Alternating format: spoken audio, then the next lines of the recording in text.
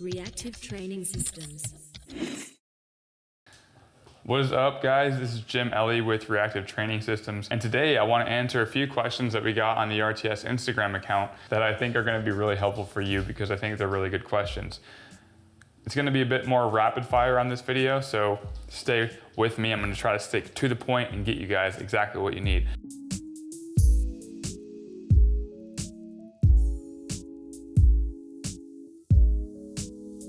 Badger Lifter asks, if I'm running a 4 to 5 week developmental block, should I have 1 or 2 pivot weeks? If you're running a 4-week developmental block, then our guideline would imply that we want to run a 1-week pivot. We want our pivot weeks to be at 1/3 the length of the developmental block. That roughly averages about to 1 week for a 4-week developmental block. And if it's 5-week developmental block, some lifters are gonna need 2 weeks, others are gonna need 1. That's where some of the art of coaching comes in, where you really need to fine tune that pivot block. It's kind of a second level priority or second level topic that we wanna figure out for each individual. And if you're interested in that, then we have the RTS Classroom Emerging Strategies Framework course that goes into this pretty hardcore on how to actually fine tune those types of questions, because it's not a super simple answer once you really care about optimizing performance. Emmanuel Roseo asks, why are 10s so hard on squats? I think on one hand, it's because we don't do them a lot. As powerlifters, we tend not to do a lot of high rep squatting. The other thing is it's a totally different energy system.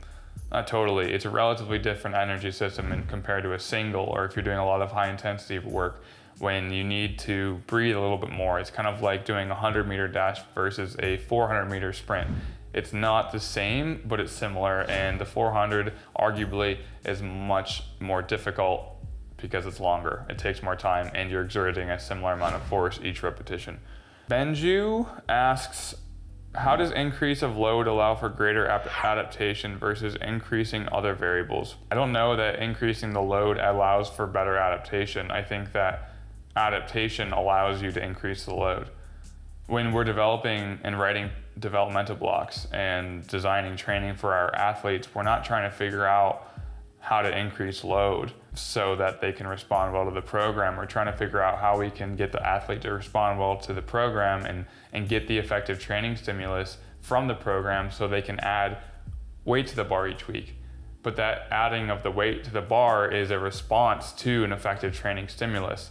That's why there are so many strategies that we utilize that have a relatively similar amount of stress that are gonna be very effective for some lifters and ineffective for others. Some people simply need a certain movement pattern or a strategy that allows them to train in a subtly different way, or maybe a significantly different way than they're used to, that allows them to add weight. If you're interested in this kind of conversation, again, we talk a little bit more about the stress index and finding exactly what exercises and strategies and protocols and how long your developmental block should last to optimize your response in our Emerging Strategies Framework class. Ave Igor asks, assuming no limitations, special needs because of an injury, movement issues, or health concerns, what would you recommend for someone who is a complete newbie in the iron game? If you're a complete noob to the iron game, I'd recommend figuring out a training frequency that works well with your lifestyle. I would recommend trying to find a time that works well on your day, each day, so you can really fully enjoy and focus on training. Then I'd figure out some movements that you want to get stronger at and learn how to implement them. If you work with a coach or you watch YouTube videos or you record yourself, figure out a way to do them in an effective manner, hopefully in a safe manner. And if you have any questions specifically about that, you can DM RTS, or if you DM me, Jim_RTS, I can help you out with that. But I think it's really important to make sure that your training approach as a beginner really suits with your lifestyle so that you can effectively develop training habits that are gonna be conducive to allowing yourself to build in the long run.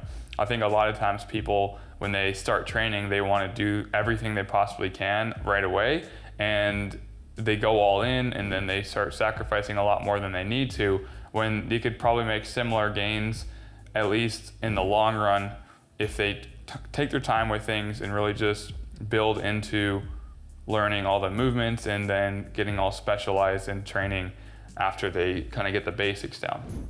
Mausa Juridini asks, how would you split up compound movements and accessories within the training day? Well, it depends what your goal is, but assuming you're a powerlifter, I think I would start out with a primary competition movement first, the movement that you're trying to develop the most. I'd put that first. So if it's your bench press or your squat or your deadlift, I'd put that first. It's also likely that it requires the most amount of focus, is likely going to fatigue you the most. So it's important that you put a lot of priority on it and doing it first and making sure that your warm up is kind of catered to that specific movement. And then you move on to whatever it is that you think is going to help that movement. So the next movement would be an assistance movement or a supplemental lift. You can do any kind of permutation of order of operations for your movements, but typically we go from more difficult, higher demanding movements to less demanding movements. And by demanding, I kind of mean if you are training higher intensities, those movements are usually going to go earlier in the program than the ones that are at lower intensities. And if they're less specific to the competition movement, it's likely that those are going to benefit you towards the end. But if you're trying to get a very specific training effect from a lower specificity movement, then it might be beneficial to put those at the beginning. It just kind of depends what your intent is. If you don't know what your intent is with each session, then it's kind of hard to properly order the program or the training session. Matthew 72826 asks, with emerging strategies, is the intention to have a linear progression approach? I think the intention is to get lifters stronger, and if we can do that in a very linear fashion, that would be wonderful. But not everyone responds to training in a linear fashion. And in most cases, people are going to have more of an undulation in their response to training. Some lifters have a pretty linear approach in terms of their developmental block, but in the long run, if you look at it, it's much more, maybe they work up to a peak and then there's a little bit dip and then they peak and then there's a dip. Everyone's going to have a different response. It's definitely not assumed that the lifter is going to have a type 1 response where they just get stronger and stronger and stronger and stronger, then they peak and then they have a dip and then we repeat the process. Type 2 lifters are going to have a bit more of a different kind of layout. Type 3 lifters are also going to have a different layout. If you're interested in that, we have a video on the different ways to peak and how to find your time to peak, and I'll link that here. That's it for this video. I hope you find that to be helpful and informative. If you did, I will keep making them, and I will see you in the next video.